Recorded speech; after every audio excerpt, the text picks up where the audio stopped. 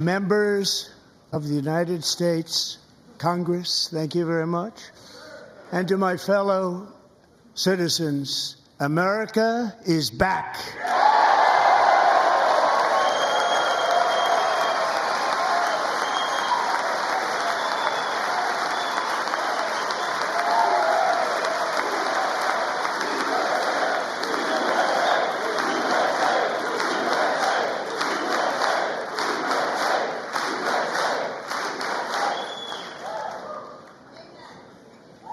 6 weeks ago, I stood beneath the dome of this Capitol and proclaimed the dawn of the golden age of America.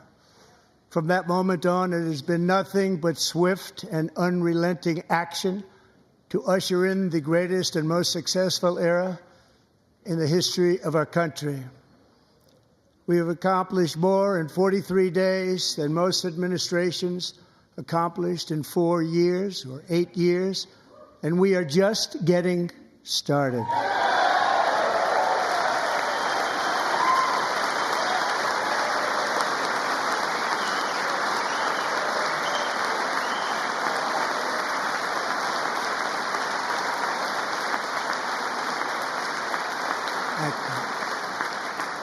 I return to this chamber tonight to report that America's momentum is back, our spirit is back, our pride is back, our confidence is back, and the American dream is surging bigger and better than ever before.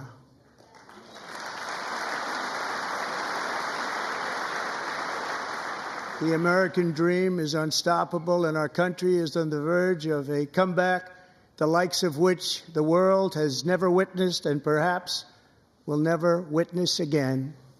There's never been anything like it. The presidential election of November 5th was a mandate like has not been seen in many decades. We won all 7 swing states, giving us an electoral college victory of 312 votes.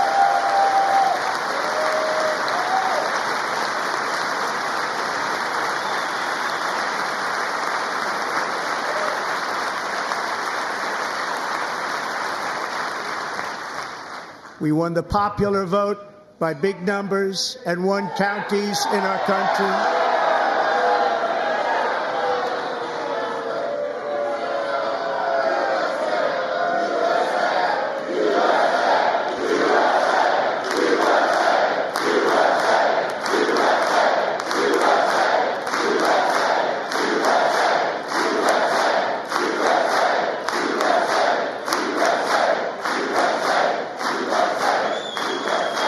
And won counties in our country, 2,700 to 525, on a map that reads almost completely red for Republican.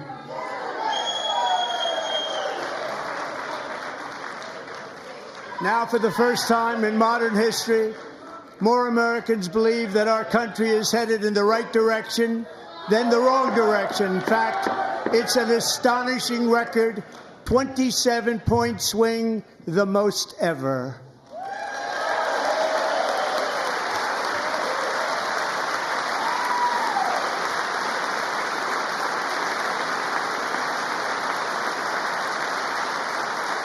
Likewise, small business optimism saw its single largest one-month gain ever recorded, a 41-point jump.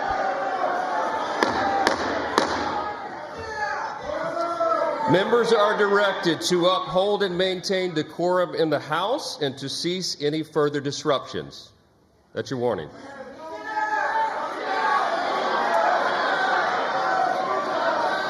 Members are engaging in willful and continuing breach of decorum, and the chair is prepared to direct the Sergeant-at-Arms to restore order to the joint session.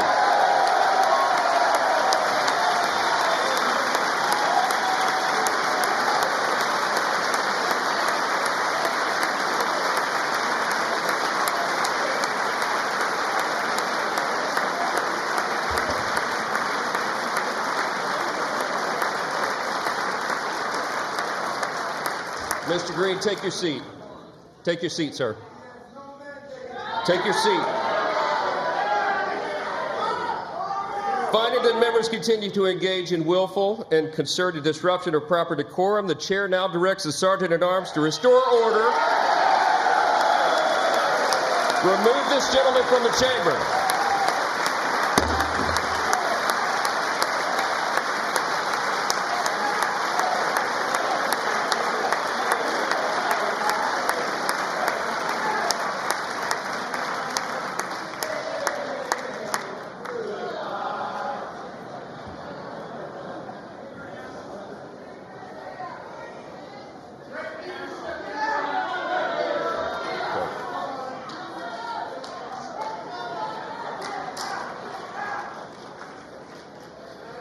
Members are directed to uphold and maintain decorum in the House.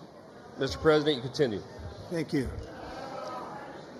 Over the past 6 weeks, I have signed nearly 100 executive orders and taken more than 400 executive actions, a record to restore common sense, safety, optimism, and wealth all across our wonderful land. The people elected me to do the job, and I'm doing it.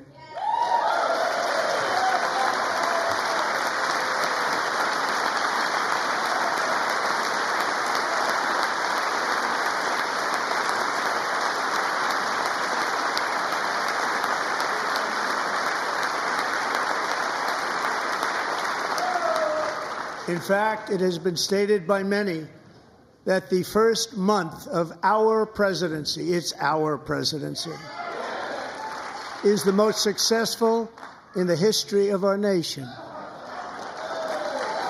By many.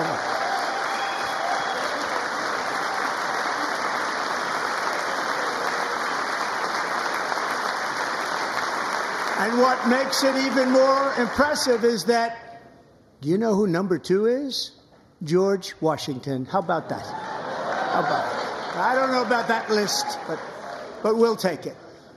Within hours of taking the oath of office, I declared a national emergency on our southern border, and I deployed the U.S. military and Border Patrol to repel the invasion of our country. And what a job they've done. As a result, illegal border crossings last month were by far the lowest ever recorded, ever.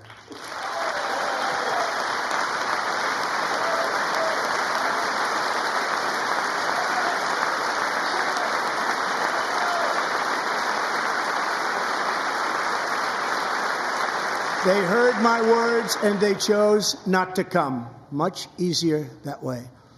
In comparison, under Joe Biden, the worst president in American history, there were hundreds of thousands of illegal crossings a month, and virtually all of them, including murderers, drug dealers, gang members, and people from mental institutions and insane asylums, were released into our country. Who would want to do that? This is my 5th such speech to Congress. And once again, I look at the Democrats in front of me, and I realize there is absolutely nothing I can say to make them happy or to make them stand or smile or applaud. Nothing I can do. I could find a cure to the most devastating disease, a disease that would wipe out entire nations, or announce the answers to the greatest economy in history, or the stoppage of crime to the lowest levels ever recorded. And these people sitting right here will not clap, will not stand, and certainly will not cheer for these astronomical achievements. They won't do it, no matter what. Five times I've been up here. It's very sad, and it just shouldn't be this way.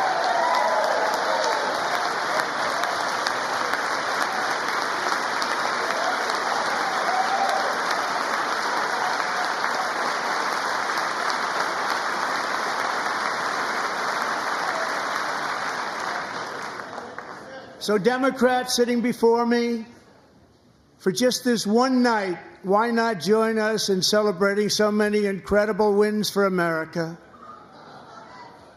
For the good of our nation, let's work together and let's truly make America great again.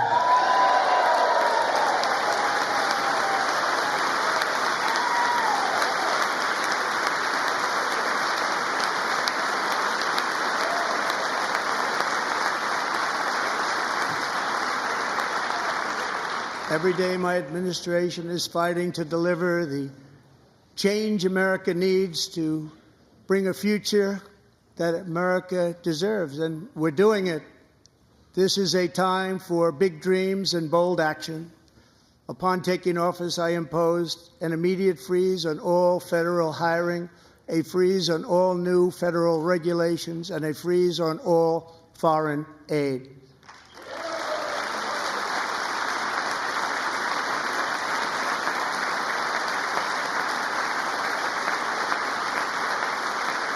I terminated the ridiculous Green New Scam.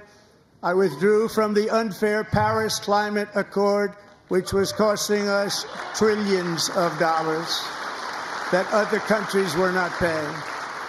I withdrew from the corrupt World Health Organization.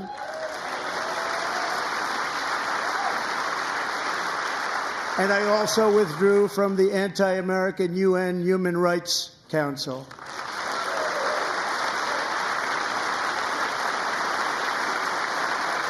We ended all of Biden's environmental restrictions that were making our country far less safe and totally unaffordable. And importantly, we ended the last administration's insane electric vehicle mandate, saving our auto workers and companies from economic destruction.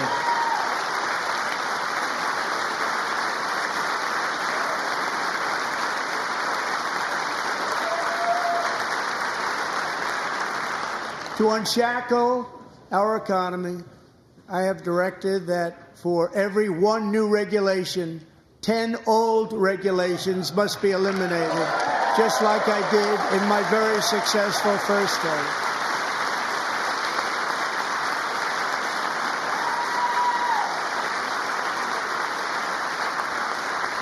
And in that first term, we set records on ending unnecessary rules and regulations like no other president had done before.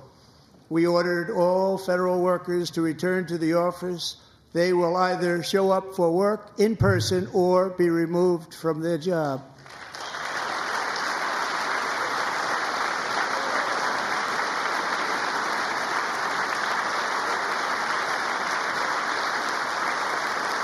And we have ended weaponized government where, as an example, a sitting president is allowed to viciously prosecute his political opponent, like me. How did that work out? Not too good. Not too good.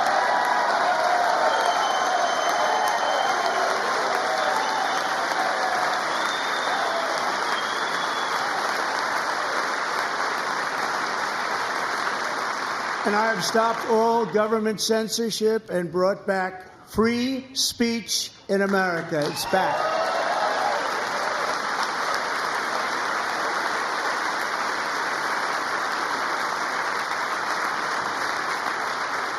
And 2 days ago, I signed an order making English the official language of the United States of America.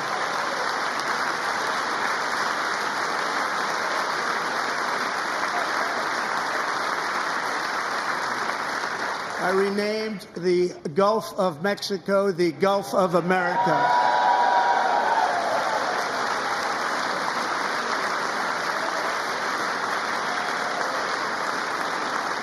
And likewise, I renamed, for a great president, William McKinley, Mount McKinley again.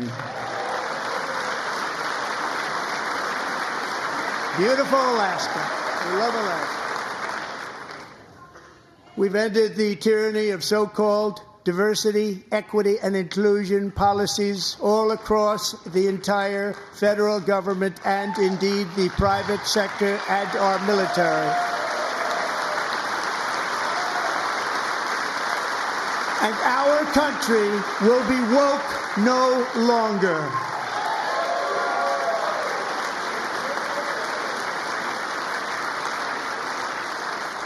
We believe that whether you are a doctor, an accountant, a lawyer, or an air traffic controller, you should be hired and promoted based on skill and competence, not race or gender. Very important.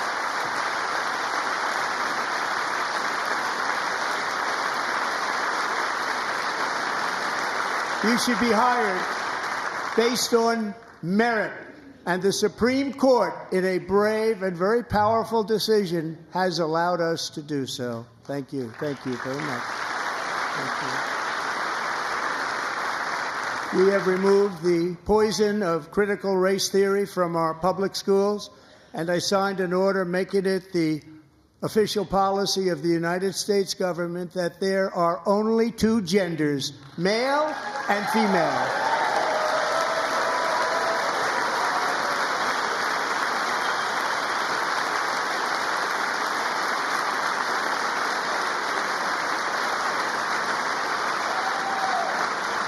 I also signed an executive order to ban men from playing in women's sports.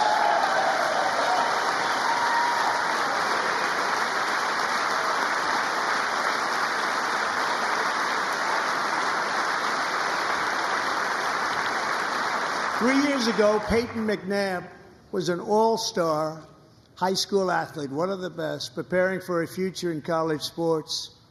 But when her girls' volleyball match was invaded by a male, he smashed the ball so hard in Peyton's face, causing traumatic brain injury, partially paralyzing her right side and ending her athletic career. It was a shot like she's never seen before. She's never seen anything like it. Peyton is here tonight in the gallery, and Peyton, from now on, schools will kick the men off the girls' team, or they will lose all federal funding.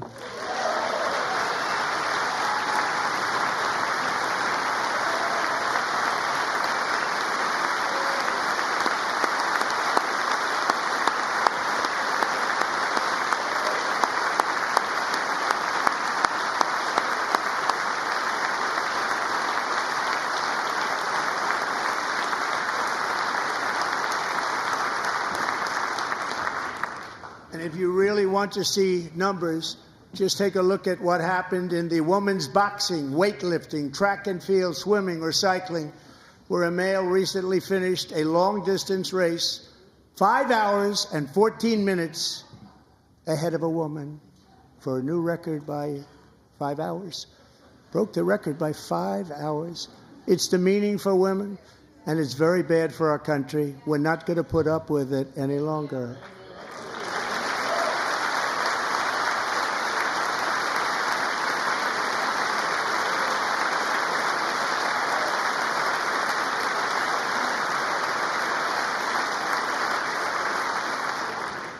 What I have just described is only a small fraction of the common sense revolution that is now, because of us, sweeping the entire world. Common sense has become a common theme, and we will never go back. Never. Never going to let that happen. Among my very highest priorities is to rescue our economy and get dramatic and immediate relief to working families. As you know, we inherited from the last administration an economic catastrophe and an inflation nightmare. Their policies drove up energy prices, pushed up grocery costs, and drove the necessities of life out of reach for millions and millions of Americans. They've never had anything like it. We suffered the worst inflation in 48 years, but perhaps even in the history of our country. They're not sure. As president, I'm fighting every day to reverse this damage and make America affordable again.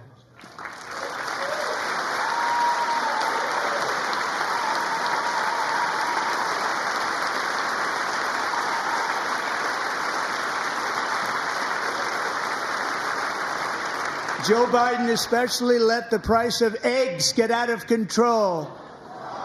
The egg price is out of control, and we're working hard to get it back Down, Secretary, do a good job on that. You inherited a total mess from the previous administration. Do a good job.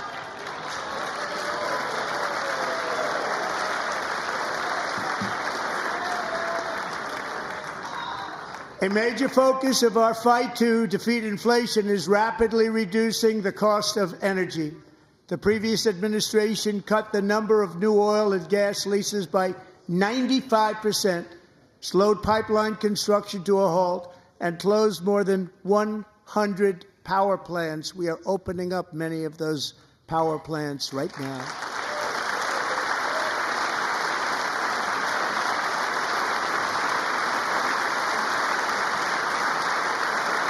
And frankly, we have never seen anything like it. That's why on my first day in office, I declared a national energy emergency.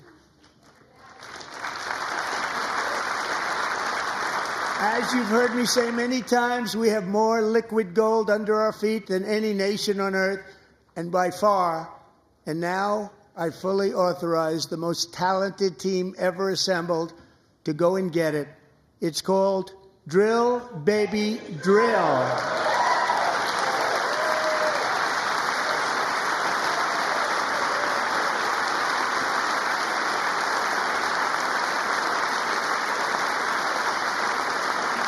My administration is also working on a gigantic natural gas pipeline in Alaska, among the largest in the world, where Japan, South Korea, and other nations want to be our partner with investments of trillions of dollars each. There's never been anything like that one.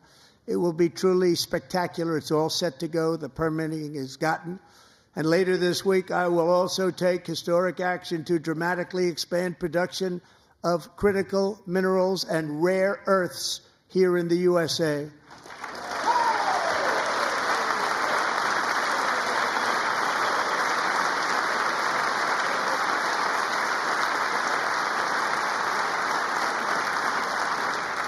To further combat inflation, we will not only be reducing the cost of energy, but will be ending the flagrant waste of taxpayer dollars.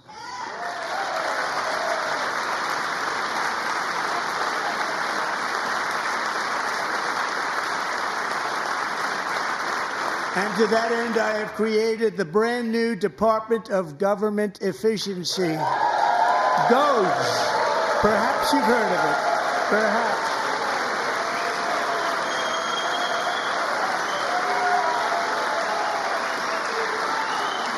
Which is headed by Elon Musk, who is in the gallery tonight.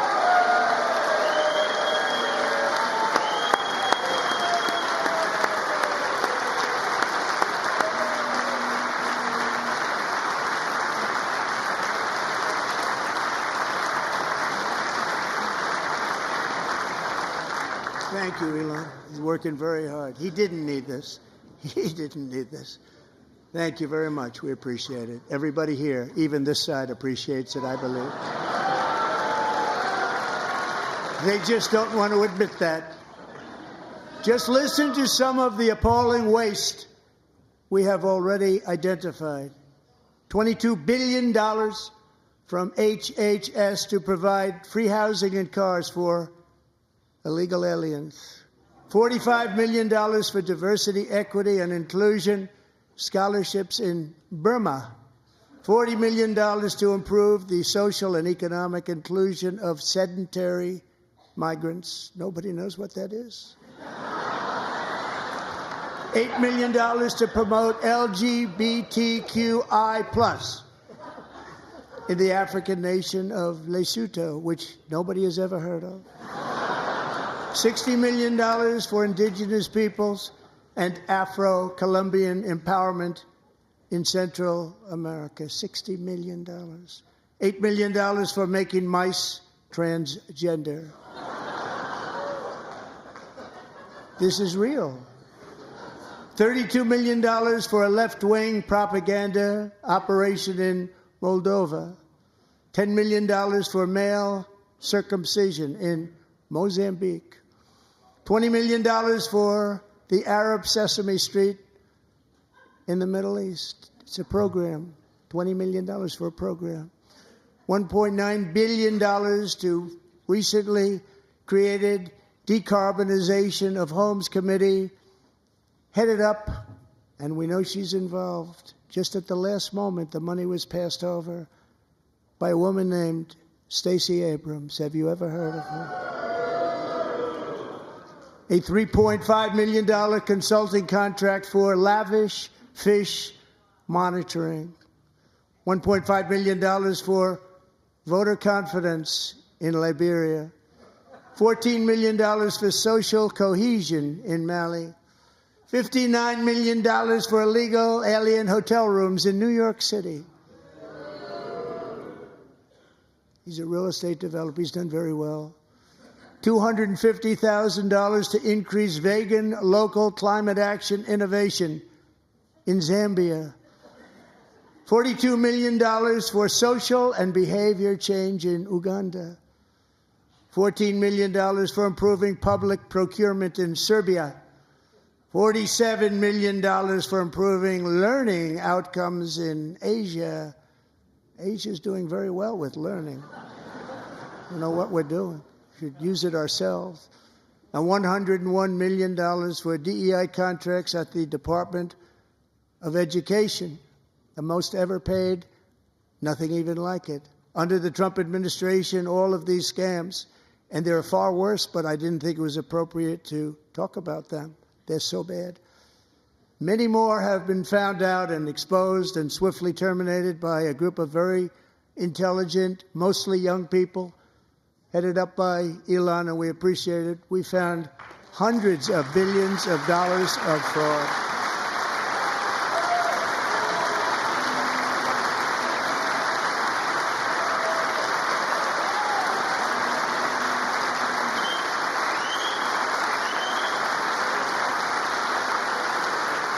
And we've taken back the money and reduced our debt to fight inflation and other things. Taken back a lot of that money. We got it just in time. This is just the beginning. The Government Accountability Office, a federal government office, has estimated annual fraud of over $500 billion in our nation, and we are working very hard to stop it. We're going to.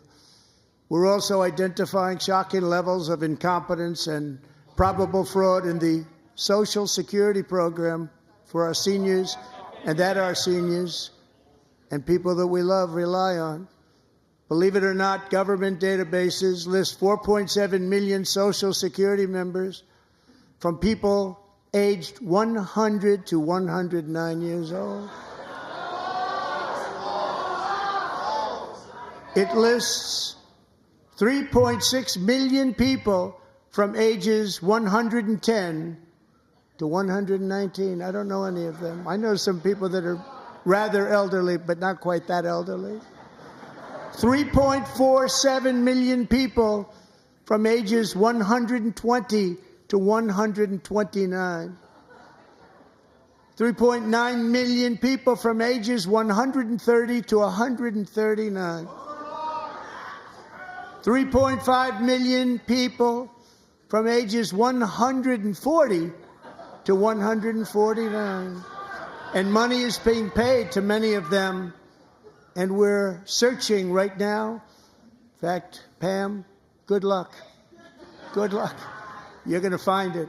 But a lot of money is paid out to people because it just keeps getting paid, and nobody does, and it really hurts Social Security and hurts our country. 1.3 million people from ages 150 to 159, and over 130,000 people, according to the Social Security databases, are age over 160 years old.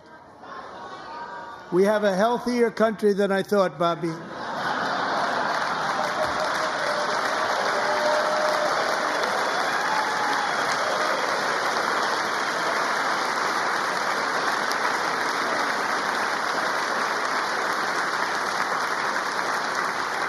Including, to finish, 1,039 people between the ages of 220 and 229 one person between the age of 240 and 249, and one person is listed at 360 years of age. More than 100 years older than our country. But we're going to find out where that money's going, and it's not going to be pretty. By slashing all of the fraud, waste, and theft we can find, we will defeat inflation, bring down mortgage rates, lower car payments and grocery prices, protect our seniors, and put more money in the pockets of American families.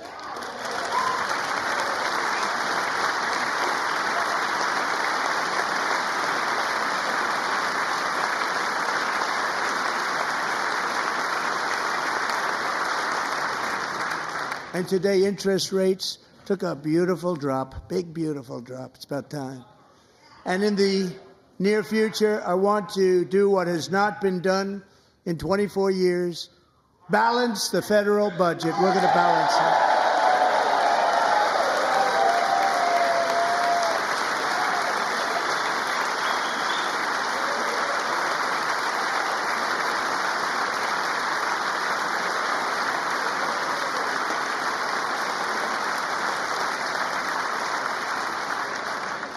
With that goal in mind, we have developed in great detail what we are calling the Gold Card, which goes on sale very, very soon. For $5 million, we will allow the most successful job-creating people from all over the world to buy a path to U.S. citizenship. It's like the green card, but better and more sophisticated. And these people will have to pay tax in our country. They won't have to pay tax from where they came. The money that they've made, you wouldn't want to do that, but they have to pay tax, create jobs. They'll also be taking people out of colleges and paying for them so that we can keep them in our country instead of having them being forced out.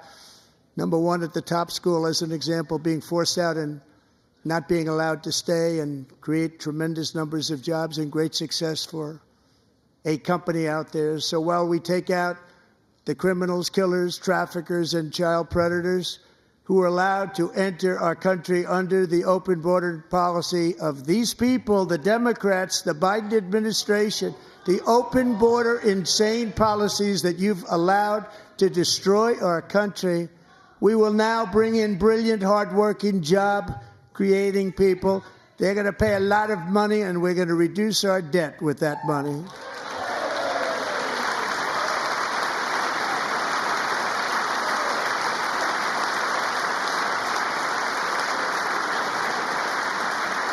Americans have given us a mandate for bold and profound change. For nearly 100 years, the federal bureaucracy has grown until it has crushed our freedoms, ballooned our deficits, and held back America's potential in every possible way. The nation founded by pioneers and risk-takers now drowns under millions and millions of pages of regulations and debt. Approvals that should take 10 days to get instead take 10 years, 15 years, and even 20 years before you're rejected. Meanwhile, we have hundreds of thousands of federal workers who have not been showing up to work. My administration will reclaim power from this unaccountable bureaucracy, and we will restore true democracy to America again.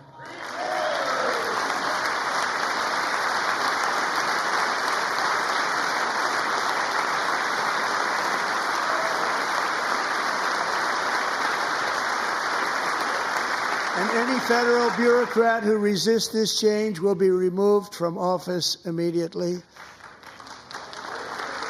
Because we are draining the swamp. It's very simple. And the days of rule by unelected bureaucrats are over.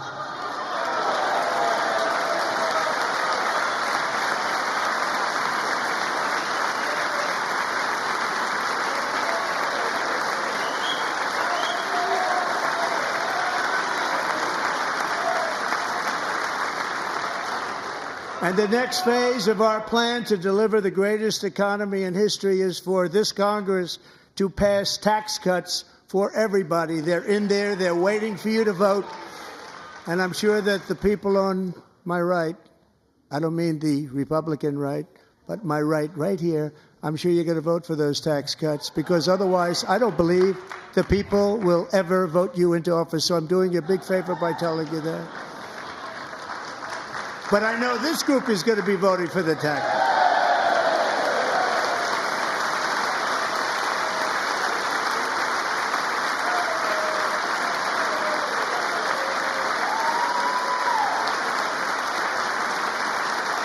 Thank you. It's a very, very big part of our plan. We had tremendous success in our first term with it. A very big part of our plan. We're seeking permanent income tax cuts all across the board. And to get urgently needed relief to Americans hit especially hard by inflation, I'm calling for no tax on tips, no tax on overtime, and no tax on Social Security benefits for our great seniors.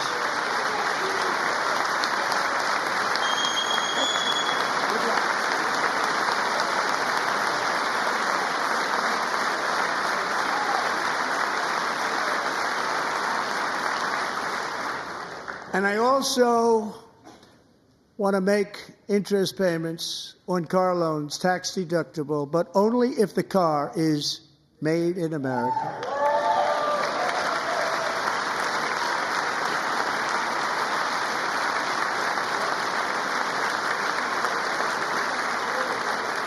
And by the way, we're going to have growth in the auto industry like nobody's ever seen. Plants are opening up all over the place. Deals are being made. Never seen. That's a combination of the election win and tariffs. It's a beautiful word, isn't it? That, along with our other policies, will allow our auto industry to absolutely boom. It's going to boom. Spoke to the majors today, all three, the top people, and they're so excited. In fact, already numerous car companies have announced that they will be building massive automobile plants in America, with Honda just announcing a new plant in Indiana, one of the largest anywhere in the world.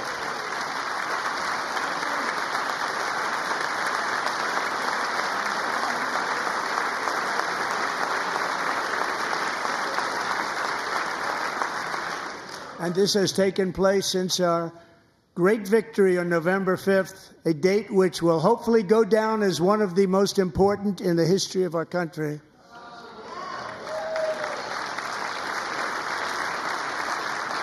In addition, as part of our tax cuts, we want to cut taxes on domestic production and all manufacturing.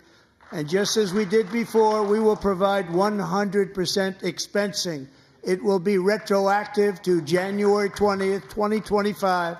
And it was one of the main reasons why our tax cuts were so successful in our first term, giving us the most successful economy in the history of our country. First term. We had a great first term.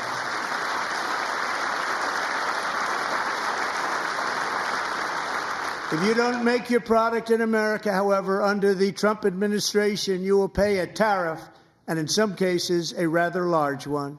Other countries have used tariffs against us for decades, and now it's our turn to start using them against those other countries. On average, the European Union, China, Brazil, India, Mexico, and Canada, have you heard of them? And countless other nations charge us tremendously higher tariffs than we charge them. It's very unfair. India charges us auto tariffs higher than 100%. China's average tariff on our products is twice what we charge them. And South Korea's average tariff is 4 times higher. Think of that, 4 times higher.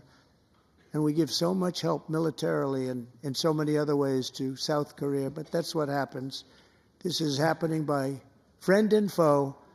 This system is not fair to the United States and never was. And so on April 2nd, I wanted to make it April 1st, but I didn't want to be accused of April Fool's Day. That's not just one day was cost us a lot of money. But we're going to do it in April. I'm a very superstitious person. April 2nd, reciprocal tariffs kick in. And whatever they tariff us, other countries, we will tariff them. That's reciprocal, back and forth. Whatever they tax us, we will tax them. If they do non-monetary tariffs to keep us out of their market, then we will do non-monetary barriers to keep them out of our market. There's a lot of that, too. They don't even allow us in their market. We will take in trillions and trillions of dollars and create jobs like we have never seen before. I did it with China, and I did it with others, and the Biden administration couldn't do anything about it because there was so much money they couldn't do anything about it. We have been ripped off for decades by nearly every country on earth, and we will not let that happen any longer.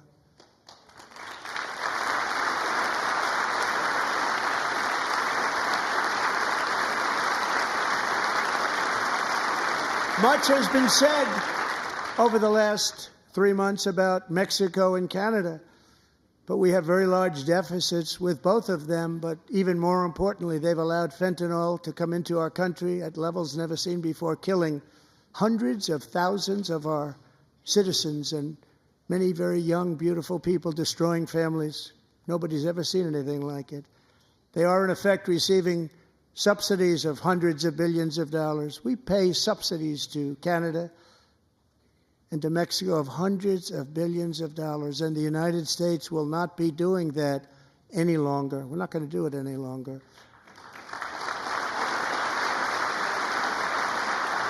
Thanks to our America First policies we're putting into place, we have had $1.7 trillion of new investment in America in just the past few weeks. The combination of the election and our economic policies that people of SoftBank, one of the most brilliant anywhere in the world, announced a $200 billion investment. OpenAI and Oracle, Larry Ellison, announced $500 billion investment, which they wouldn't have done if Kamala had won. Apple announced $500 billion investment. Tim Cook called me. He said, I cannot spend it fast enough. It's going to be much higher than that, I believe.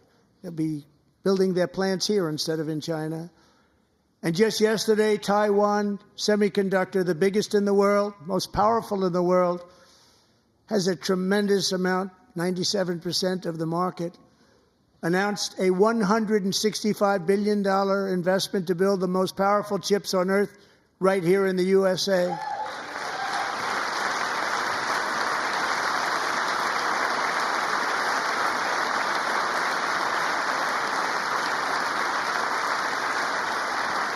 And we're not giving them any money. Your CHIPS Act is a horrible, horrible thing. We give hundreds of billions of dollars, and it doesn't mean a thing. They take our money and they don't spend it. All that meant to them, we're giving them no money. All that was important to them was they didn't want to pay the tariffs, so they came and they're building, and many other companies are coming. We don't have to give them money. We just want to protect our businesses and our people. And they will come because they won't have to pay tariffs if they build in America. So it's very amazing. You should get rid of the CHIP Act, and whatever's left over, Mr. Speaker, you should use it to reduce debt or any other reason you want to.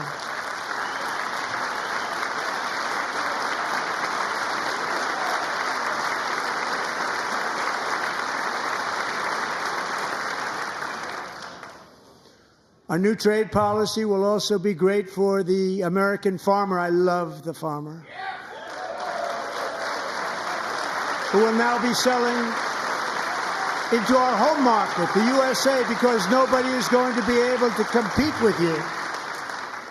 Because there's goods that come in from other countries and companies. They're really in a bad position in so many different ways. They're uninspected.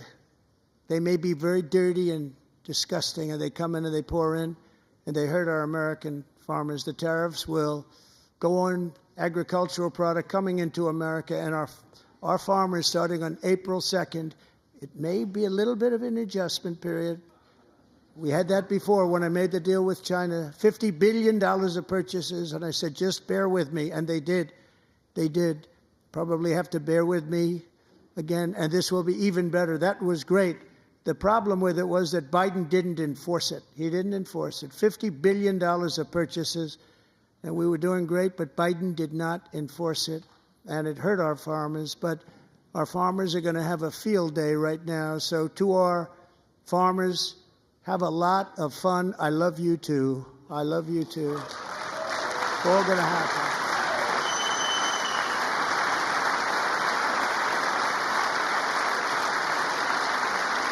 And I have also imposed a 25% tariff on foreign aluminum, copper, lumber, and steel, because if we don't have, as an example, steel and lots of other things, we don't have a military, and frankly, we just won't have a country very long.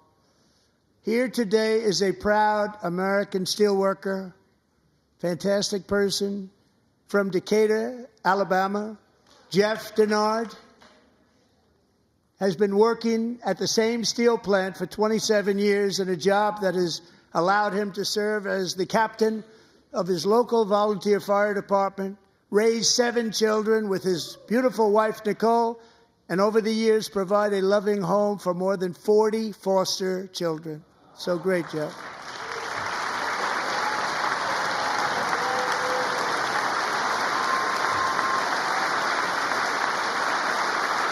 Thank you, Jeff. Thank you, Jeff.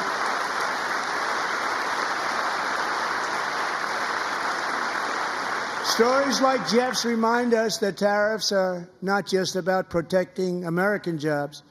They're about protecting the soul of our country. Tariffs are about making America rich again and making America great again, and it's happening, and it will happen rather quickly. There'll be a little disturbance, but we're okay with that. It won't be much. No, you're not. Oh. And look where Biden took us. Very low, the lowest we've ever been. Jeff, I want to thank you very much.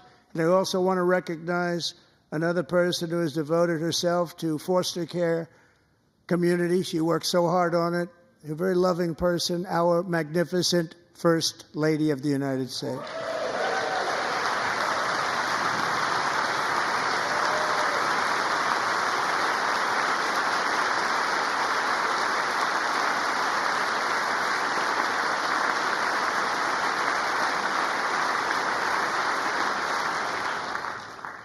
Melania's work has yielded incredible results, helping prepare our nation's future leaders as they enter the workforce.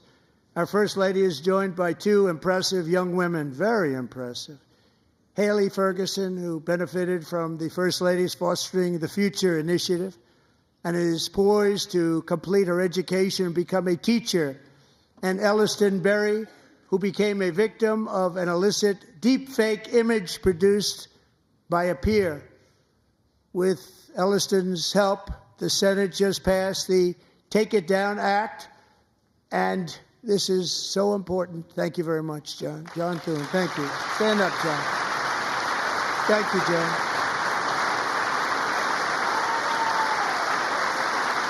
Thank you all very much.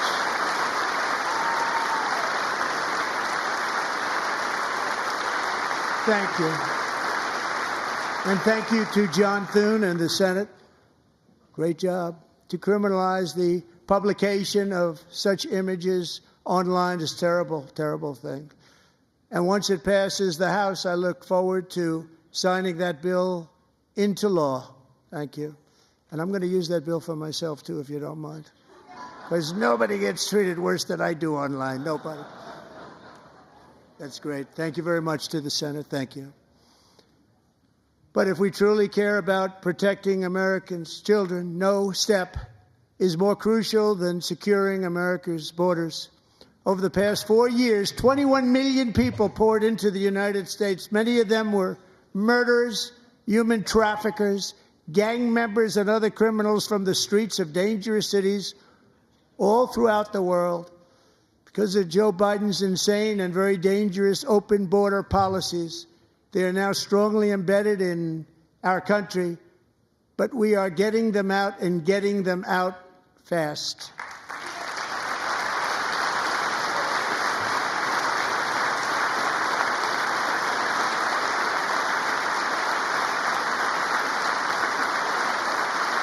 And I want to thank Tom Homan and Christy. I want to thank you and Paul of Border Patrol.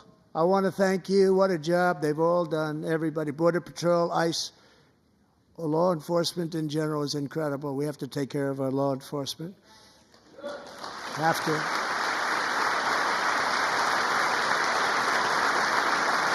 Last year,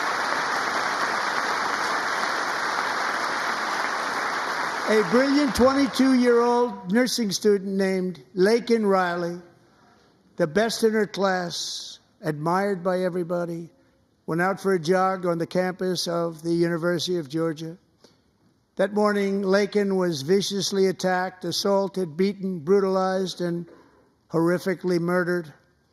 Laken was stolen from us by a savage illegal alien gang member who was arrested while trespassing across Biden's open southern border and then set loose into the United States under the heartless policies of that failed administration. It was indeed a failed administration.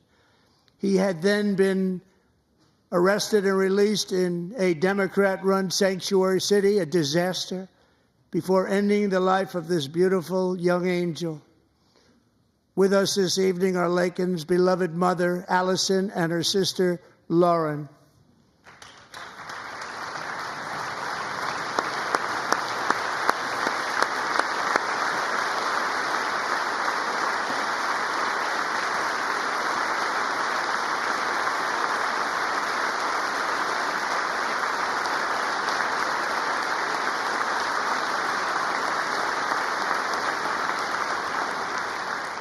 Last year, I told Laken's grieving parents that we would ensure their daughter would not have died in vain. That's why the very first bill I signed into law as your 47th president mandates the detention of all dangerous criminal aliens who threaten public safety. It's a very strong, powerful act.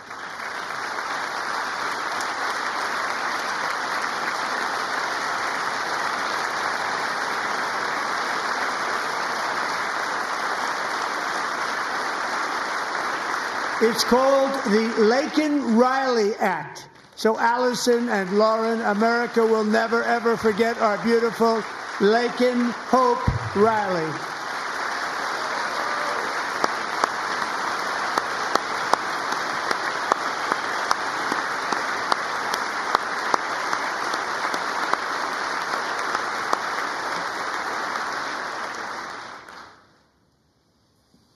Thank you very much.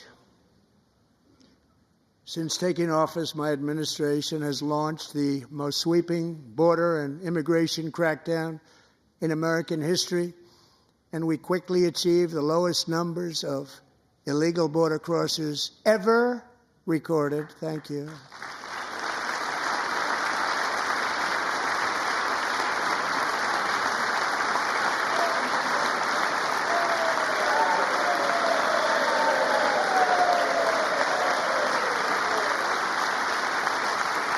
The media and our friends in the Democrat Party kept saying we needed new legislation, we must have legislation to secure the border.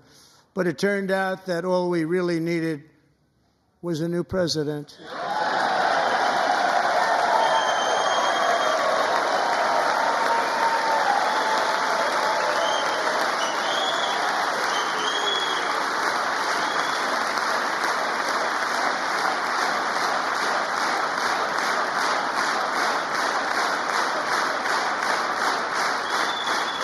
Thank you. Joe Biden didn't just open our borders, he flew illegal aliens over them to overwhelm our schools, hospitals, and communities throughout the country. Entire towns like Aurora, Colorado, and Springfield, Ohio, buckled under the weight of the migrant occupation and corruption like nobody's ever seen before. Beautiful towns destroyed. Now, just as I promised in my inaugural address, we are achieving the great liberation of America.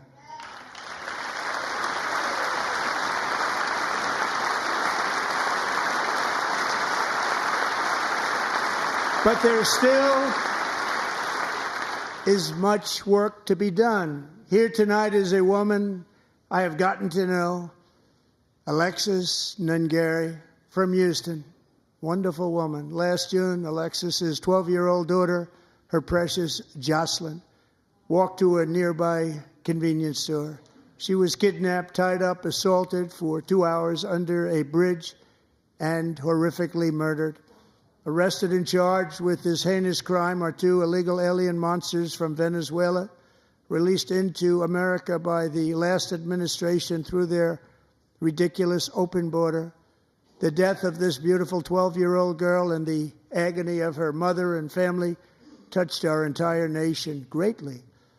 Alexis, I promised that we would always remember your daughter, your magnificent daughter, and earlier tonight I signed an order keeping my word to you.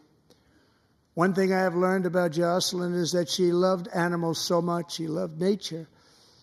Across Galveston Bay, from where Jocelyn lived in Houston, you will find a magnificent national wildlife refuge, a pristine, peaceful, 34,000-acre sanctuary for all of God's creatures on the edge of the Gulf of America.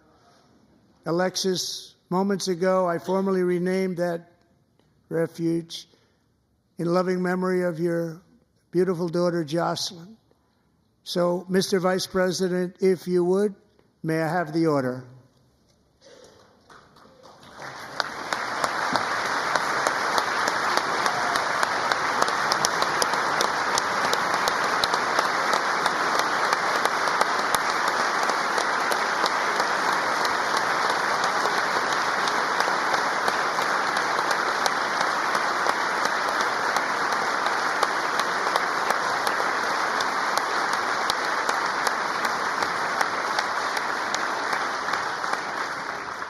Thank you very much. All 3 savages charged with Jocelyn and Lakin's murders were members of the Venezuelan prison gang, the toughest gang, they say, in the world, known as Tren de Aragua. 2 weeks ago, I officially designated this gang, along with MS-13 and the bloodthirsty Mexican drug cartels, as foreign terrorist organizations.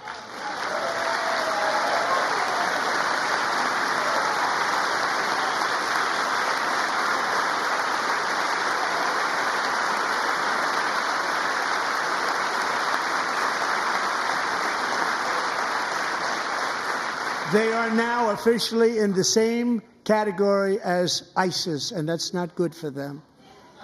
Countless thousands of these terrorists were welcomed into the U.S. by the Biden administration. But now every last one will be rounded up and forcibly removed from our country, or, if they're too dangerous, put in jails, standing trial in this country, because we don't want them to come back ever. With us this evening is a warrior on the front lines of that battle, Border Patrol Agent Roberto Ortiz. Great guy.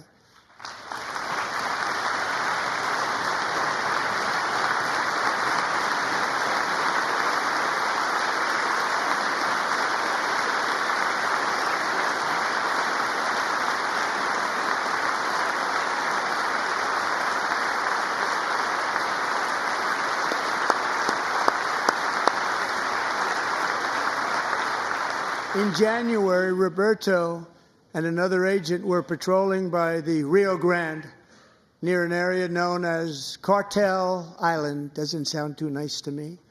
When heavily armed gunmen started shooting at them, Roberto saw that his partner was totally exposed, at great danger, and he leapt into action, returning fire and providing crucial seconds for his fellow agent to seek safety, just barely. I have some of the prints of that event, and it was not good. Agent Ortiz, we salute you for your great courage and for your line of fire that you took and for the bravery that you showed. We honor you, and we will always honor you. Thank you, Roberto, very much.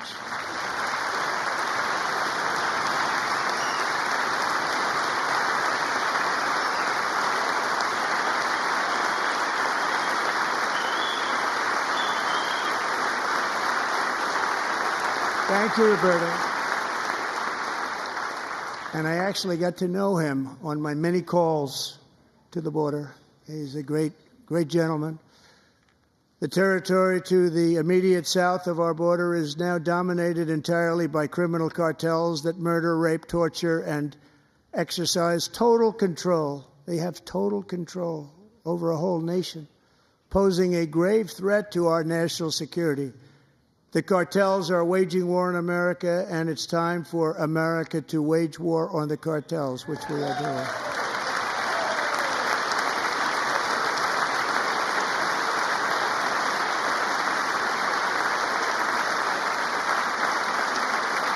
Five nights ago, Mexican authorities, because of our tariff policies being imposed on them, think of this, handed over to us 29 of the biggest cartel leaders in their country. That has never happened before. They want to make us happy. First time ever. But we need Mexico and Canada to do much more than they've done, and they have to stop the fentanyl and drugs pouring into the USA. They're going to stop it.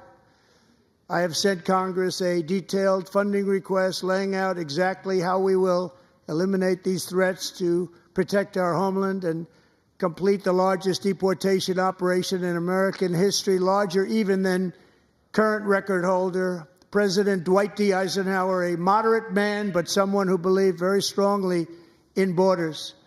Americans expect Congress to send me this funding without delay so I can sign it into law. So, Mr. Speaker, John Thune, both of you, I hope you're going to be able to do that, Mr. Speaker. Thank you. Mr. Leader, thank you. Thank you very much. And let's get it to me. I'll sign it so fast, you won't even believe it.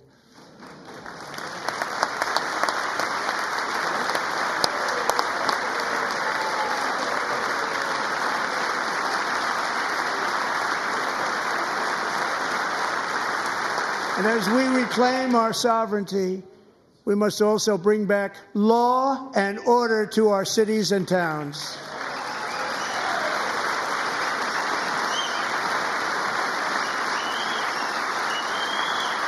In recent years, our justice system has been turned upside down by radical left lunatics.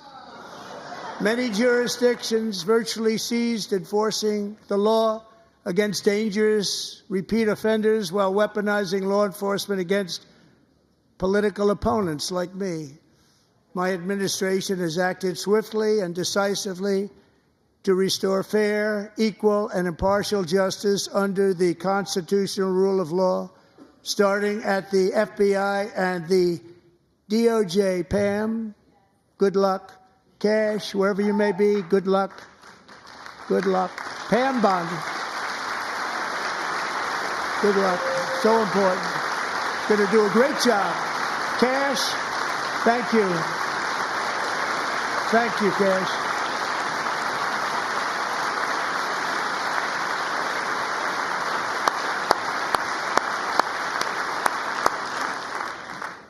They've already started very strong. They're going to do a fantastic job. You're going to be very proud of them. We're also once again giving our police officers the support, protection, and respect they so dearly deserve. They have to get it. They have such a hard, dangerous job, but we're going to make it less dangerous. The problem is the bad guys don't respect the law, but they're starting to respect it, and they soon will respect it. This also includes our great fire departments throughout the country. Our firemen and women are unbelievable people, and we'll never forget them. And besides that, they voted for me in record numbers, so I have no choice.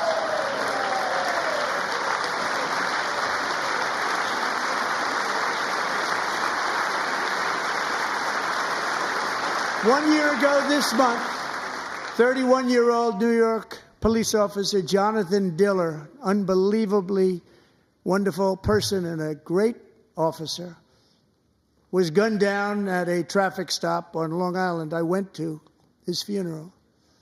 The vicious criminal charged with his murder had 21 prior arrests, and they were rough arrests, too. He was a real bad one. The thug in the seat next to him had 14 prior arrests, and went by the name of Killer. He was Killer. He killed other people, they say, a lot of them. I attended Officer Diller's service, and when I met his wife and one-year-old son, Ryan, it was very inspirational, actually. His widow's name is Stephanie, and she is here tonight. Stephanie, thank you very much, Stephanie. Thank you very much.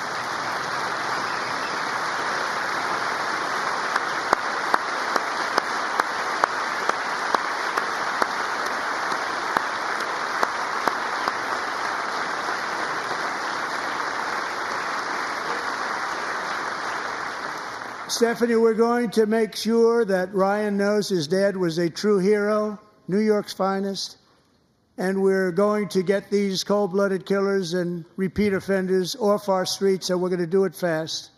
Got to stop it. They get out with 28 arrests. They push people into subway trains. They hit people over the head, back of the head with baseball bats.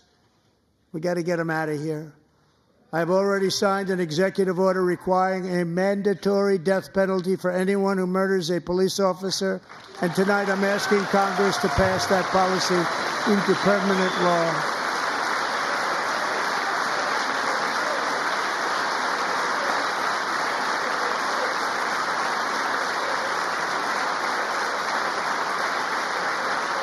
I'm also asking for a new crime bill getting tough on repeat offenders while enhancing protections for America's police officers so they can do their jobs without fear of their lives being totally destroyed. They don't want to be killed. We're not going to let them be killed. Joining us in the gallery tonight is a young man who truly loves our police. His name is DJ Daniel. He is 13 years old, and he has always dreamed of becoming a police officer.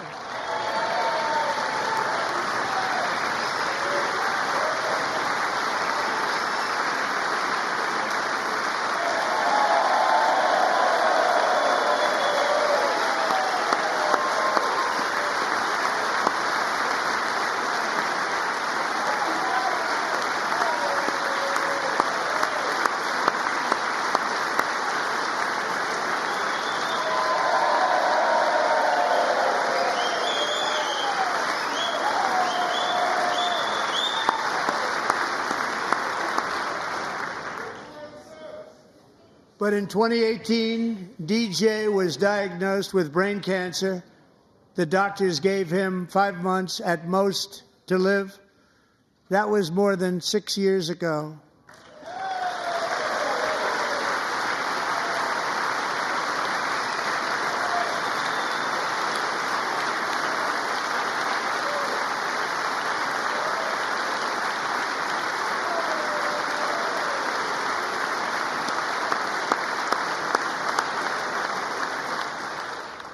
Since that time, DJ and his dad have been on a quest to make his dream come true, and DJ has been sworn in as an honorary law enforcement officer, actually a number of times. The police love him, the police departments love him.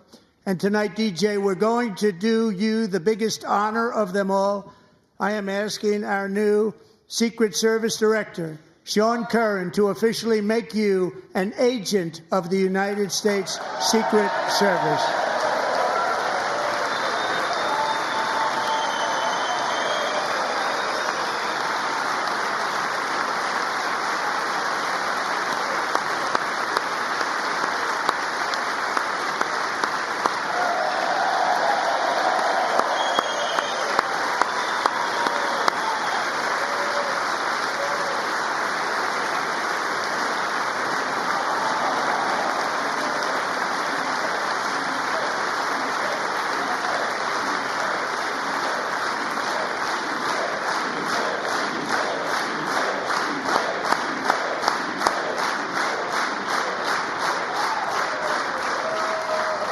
Thank you, DJ.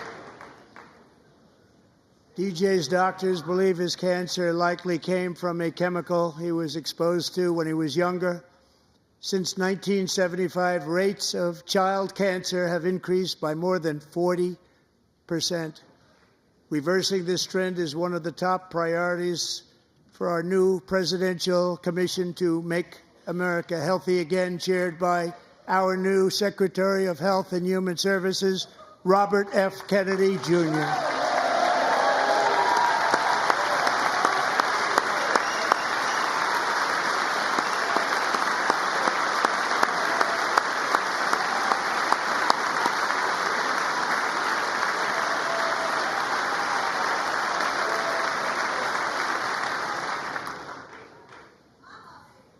With the name Kennedy, you would have thought everybody over here would have been cheering. How quickly they forget. Our goal is to get toxins out of our environment, poisons out of our food supply, and keep our children healthy and strong.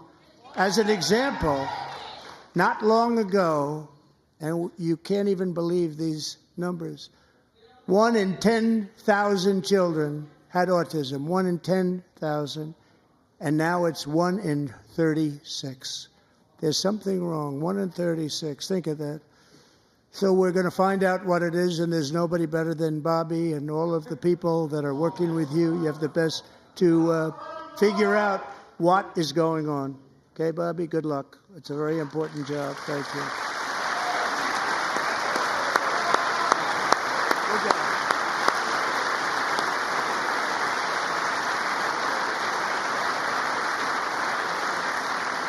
Thank you. My administration is also working to protect our children from toxic ideologies in our schools. A few years ago, January Littlejohn and her husband discovered that their daughter's school had secretly socially transitioned their 13-year-old little girl. Teachers and administrators conspired to deceive January and her husband while encouraging her daughter to use a new name and pronouns. They, them pronoun, actually, all without telling January, who is here tonight and is now a courageous advocate against this form of child abuse. January, thank you. Thank you. Thank you very much.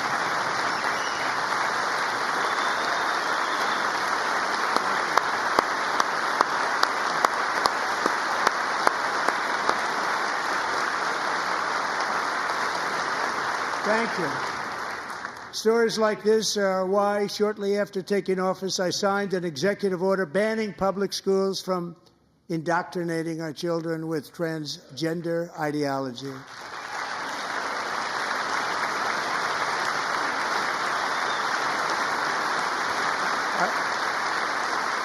I also signed an order to cut off all taxpayer funding to any institution that engages in the sexual mutilation of our youth.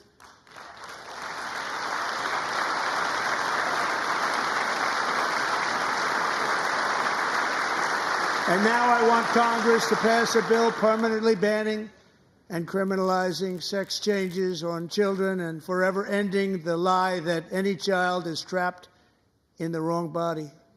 This is a big lie.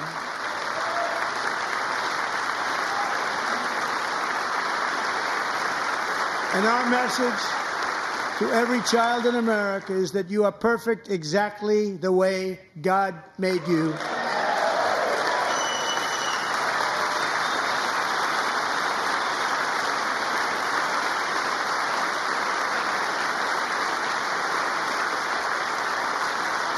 Because we're getting wokeness out of our schools and out of our military, and it's already out, and it's out of our society. We don't want it.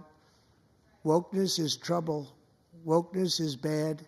It's gone. It's gone. And we feel so much better for it, don't we? Don't we feel better? Our service members won't be activists and ideologues. They will be fighters and warriors. They will fight for our country. And Pete, congratulations. Secretary of Defense, congratulations.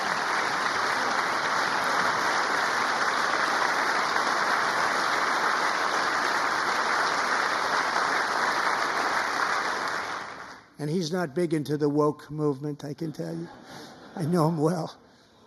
I am pleased to report that in January, the U.S. Army had its single best recruiting month in 15 years, and that all armed services are having among the best recruiting results ever in the history of our services. What a difference.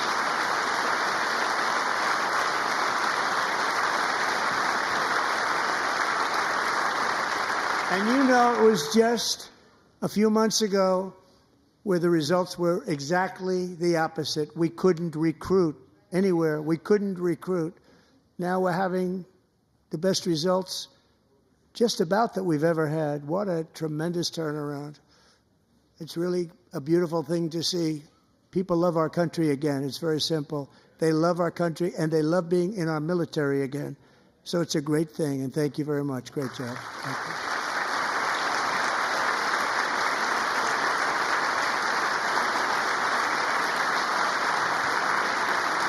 We're joined tonight by a young man, Jason Hartley, who knows the weight of that call of duty. Jason's father, grandfather, and great-grandfather all wore the uniform. Jason tragically lost his dad, who was also a Los Angeles County Sheriff's deputy when he was just a boy, and now he wants to carry on the family legacy of service. Jason is a senior in high school, a six-letter varsity athlete, a really good athlete, they say, a brilliant student with a 4.46, that's good, GPA. And his greatest dream is to attend the U.S. Military Academy at West Point.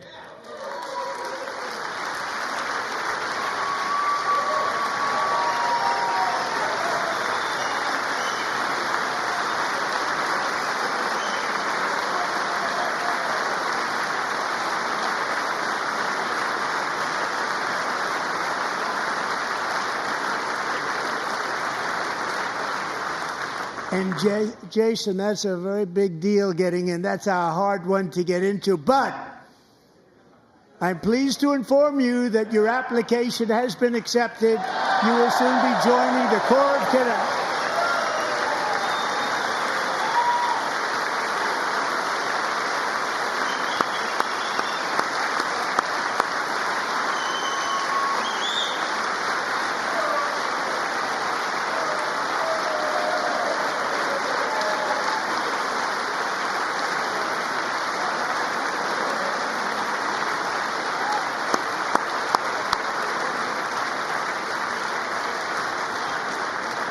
Thank you.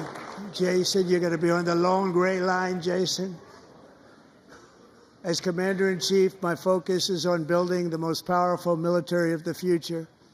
As a first step, I'm asking Congress to fund a state-of-the-art Golden Dome missile defense shield to protect our homeland, all made in the USA.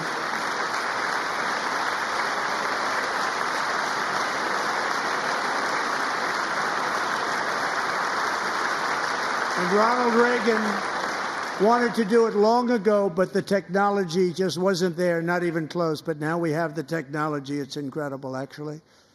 And other places, they have it. Israel has it. Other places have it.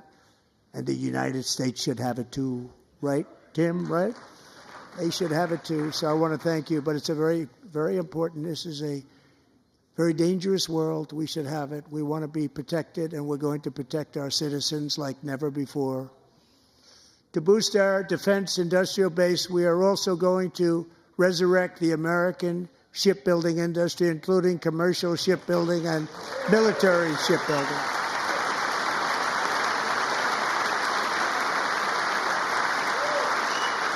And for that purpose, I am announcing tonight that we will create a new Office of Shipbuilding in the White House and offer special tax incentives to bring this industry home to America where it belongs. We used to make so many ships.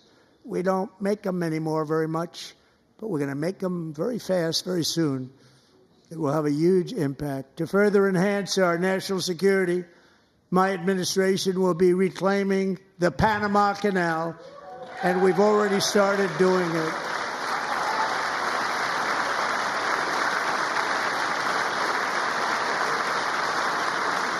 Just today, a large American company announced they are buying both ports around the Panama Canal and lots of other things having to do with the Panama Canal and a couple of other canals. The Panama Canal was built by Americans for Americans, not for others, but others could use it. But it was built at tremendous cost of American blood and treasure. 38,000 workers died building the Panama Canal. They died of malaria. They died of snake bites and mosquitoes. Not a nice place to work. They paid them very highly to go there, knowing there was a 25% chance that they would die. The most expensive project also that was ever built in our country's history, if you bring it up to modern day costs. It was given away by the Carter administration for $1, but that agreement has been violated very severely. We didn't give it to China. We gave it to Panama, and we're taking it back.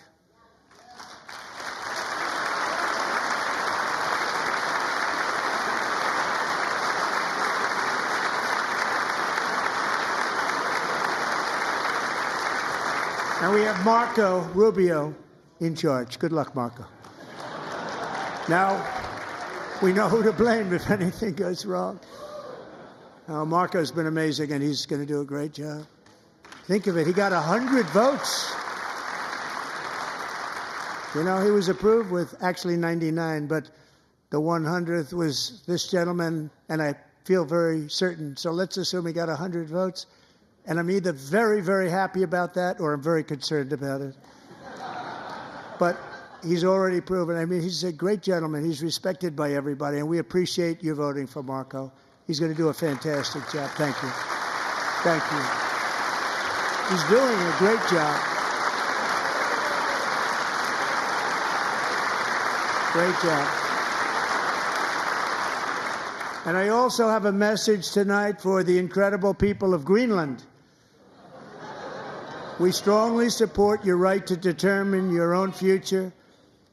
And if you choose, we welcome you into the United States of America. We need Greenland for national security and even international security, and we're working with everybody involved to try and get it.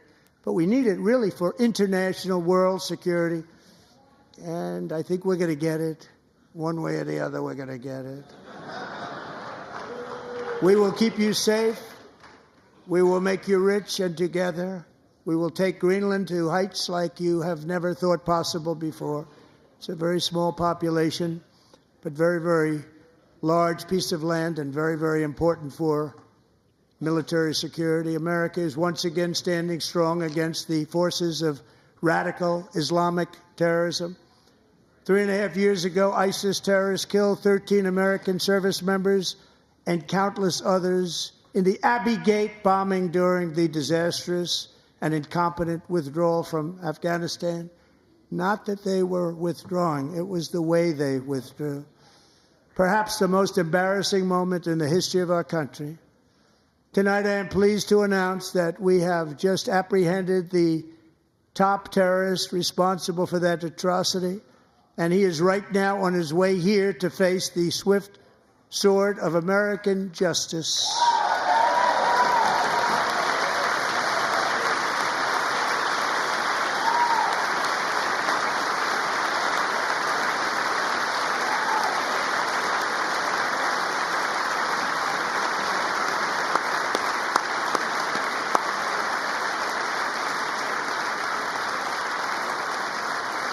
And I want to thank especially the government of Pakistan for helping arrest this monster. This was a very momentous day for those 13 families who I actually got to know very well, most of them, whose children were murdered, and the many people that were so badly, over 42 people, so badly injured on that fateful day in Afghanistan. What a horrible day. Such incompetence was shown.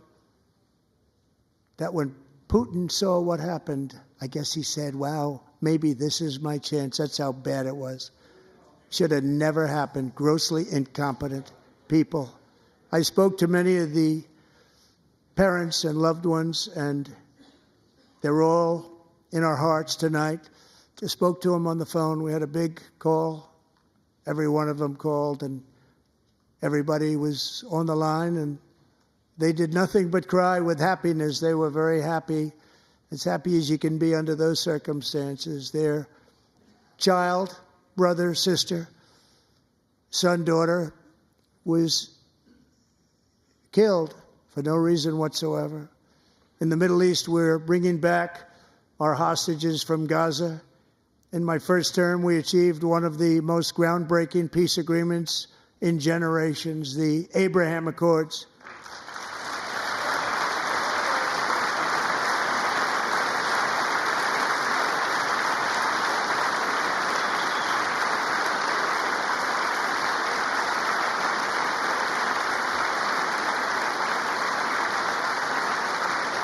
And now we're going to build on that foundation to create a more peaceful and prosperous future for the entire region. A lot of things are happening in the Middle East. People have been talking about that so much lately with everything going on with Ukraine and Russia.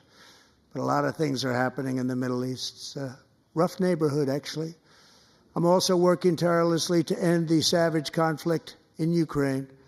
Millions of Ukrainians and Russians have been needlessly killed or wounded in this horrific and brutal conflict with no end in sight. The United States has sent hundreds of billions of dollars to support Ukraine's defense with no security, with no anything.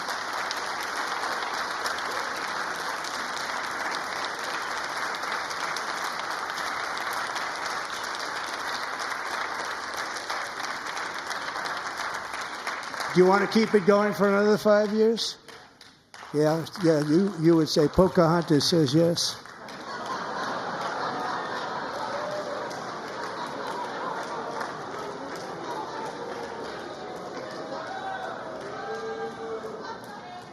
$2,000 people are being killed every single week. More than that. They're Russian young people. They're Ukrainian young people. They're not Americans. But I want it to stop. Meanwhile, Europe has sadly spent more money buying Russian oil and gas than they have spent on defending Ukraine, by far. Think of that. They've spent more buying Russian oil and gas than they have defending. And we've spent perhaps $350 billion, like taking candy from a baby. That's what happened. And they've spent $100 billion. What a difference that is. And we have an ocean separating us, and they don't. But we're getting along very well with them, and lots of good things are happening. Biden has authorized more money in this fight than Europe has spent, by billions and billions of dollars. It's hard to believe that they wouldn't have stopped it and said at some point, come on, let's equalize. You got to be equal to us. But that didn't happen. Earlier today, I received an important letter from President Zelensky of Ukraine. The letter reads, Ukraine is ready to come to the negotiating table as soon as possible to bring lasting peace closer. Nobody wants peace more than the Ukrainians, he said. My team and I stand ready to work under President Trump's strong leadership to get a peace that lasts. We do really value how much America has done to help Ukraine maintain its sovereignty and independence. Regarding the agreement on minerals and security, Ukraine is ready to sign it at any time that is convenient for you. I appreciate that he sent this letter, just got it a little while ago. Simultaneously, we've had serious discussions with Russia and have received strong signals that they are ready for peace. Wouldn't that be beautiful? Wouldn't that be beautiful?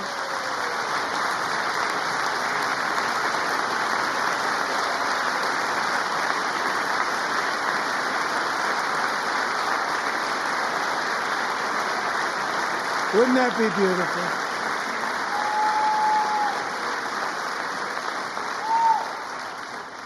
It's time to stop this madness. It's time to halt the killing. It's time to end this senseless war. If you want to end wars, you have to talk to both sides. Nearly 4 years ago, amid rising tensions, a history teacher named Mark Fogel was detained in Russia and sentenced to 14 years in a penal colony. Rough stuff. The previous administration barely lifted a finger to help him. They knew he was innocent, but they had no idea where to begin. But last summer, I promised his 95-year-old mother, Malphine, that we would bring her boy safely back home. After 22 days in office, I did just that, and they are here tonight.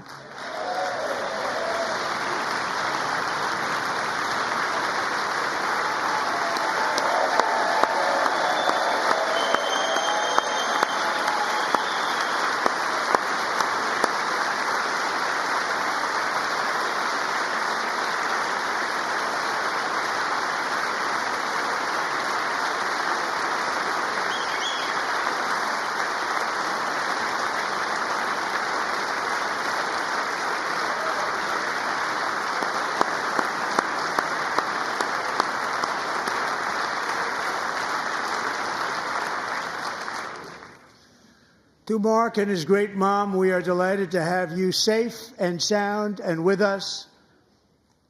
As fate would have it, Mark Fogel was born in a small rural town in Butler, Pennsylvania. Have you heard of it? Where his mother has lived for the past 78 years. I just happened to go there last July 13th for a rally. That was not pleasant. And that is where I met his beautiful mom right before I walked onto that stage. And I told her I would not forget what she said about her son. And I never did I? Never forgot. Less than 10 minutes later, at that same rally, gunfire rang out, and a sick and deranged assassin unloaded 8 bullets from his sniper's perch into a crowd of many thousands of people. My life was saved by a fraction of an inch, but some were not so lucky. Corey Comparator was a firefighter, a veteran, a Christian, a husband, a devoted father, and above all, a protector. When the sound of gunshots pierced the air, it was a horrible sound. Corey knew instantly what it was and what to do. He threw himself on top of his wife and daughters and shielded them from the bullets with his own body. Corey was hit really hard. You know the story from there. He sacrificed his life to save theirs. 2 others, very fine people, were also seriously hit. But thankfully, with the help of 2 great country doctors, we thought they were gone and they were saved. So those doctors had great talent. We're joined by Corey's wife, Helen, who was his high school sweetheart, and their 2 beloved daughters, Allison and Kaylee. Thank you.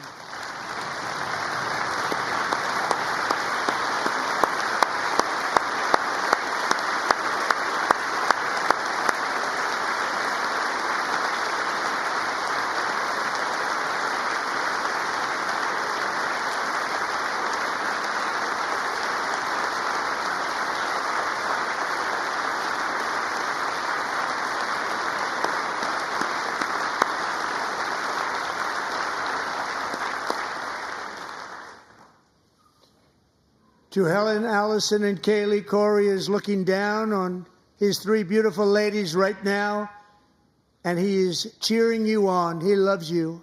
He is cheering you on.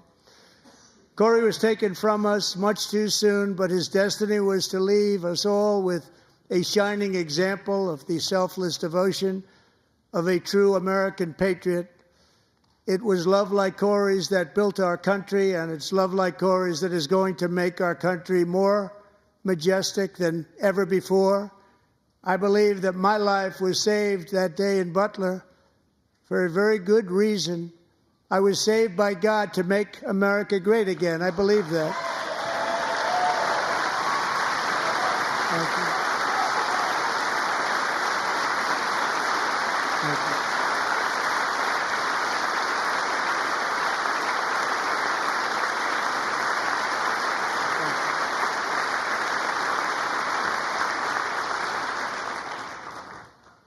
Thank you very much. From the patriots of Lexington and Concord to the heroes of Gettysburg and Normandy, from the warriors who crossed the Delaware to the trailblazers who climbed the Rockies, and from the legends who soared at Kitty Hawk, to the astronauts who touched the moon. Americans have always been the people who defied all odds, transcended all dangers, made the most extraordinary sacrifices, and did whatever it took to defend our children, our country, and our freedom. And as we have seen in this chamber tonight, that same strength, faith, love, and spirit is still alive and thriving in the hearts of the American people. Despite the best efforts of those who would try to censor us, silence us, break us, destroy us, Americans are today a proud, free, sovereign, and independent nation that will always be free, and we will fight for it till death. We will never let anything happen to our beloved country, because we are a country of doers, dreamers, fighters, and survivors. Our ancestors crossed a vast ocean, strode into the unknown wilderness, and carved their fortunes from the rock and soil of a perilous and very dangerous frontier. They chased our destiny across a boundless continent. They built the railroads, laid the highways, and graced the world with American marvels like the Empire State Building, the mighty Hoover Dam, and the towering Golden Gate Bridge. They lit the world with electricity, broke free of the force of gravity, fired up the engines of American industry, vanquished the communists, fascists, and Marxists all over the world, and gave us countless modern wonders sculptured out of iron, glass, and steel. We stand on the shoulders of these pioneers who won and built the modern age. These workers who poured their sweat into the skylines of our cities. These warriors who shed their blood on fields of battle and gave everything they had for our rights and for our freedom. Now it is our time to take up the righteous cause of American liberty. And it is our turn to take America's destiny into our own hands and begin the most thrilling days in the history of our country. This will be our greatest era. With God's help, over the next 4 years, we are going to lead this nation even higher, and we are going to forge the freest, most advanced, most dynamic, and most dominant civilization ever to exist on the face of this earth. We are going to create the highest quality of life, build the safest and wealthiest and healthiest and most vital communities anywhere in the world. We are going to conquer the vast frontiers of science, and we are going to lead humanity into space and plant the American flag on the planet Mars and even far beyond.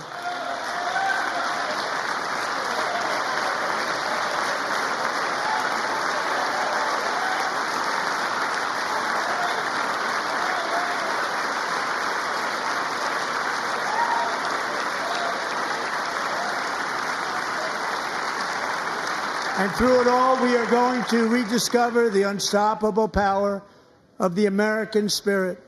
And we are going to renew unlimited promise of the American dream.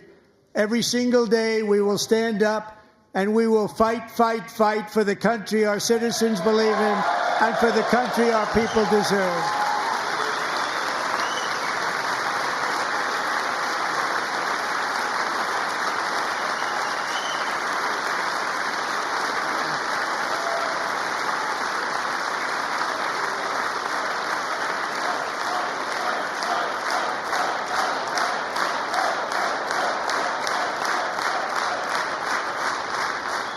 My fellow Americans, get ready for an incredible future, because the golden age of America has only just begun. It will be like nothing that has ever been seen before. Thank you, God bless you, and God bless America.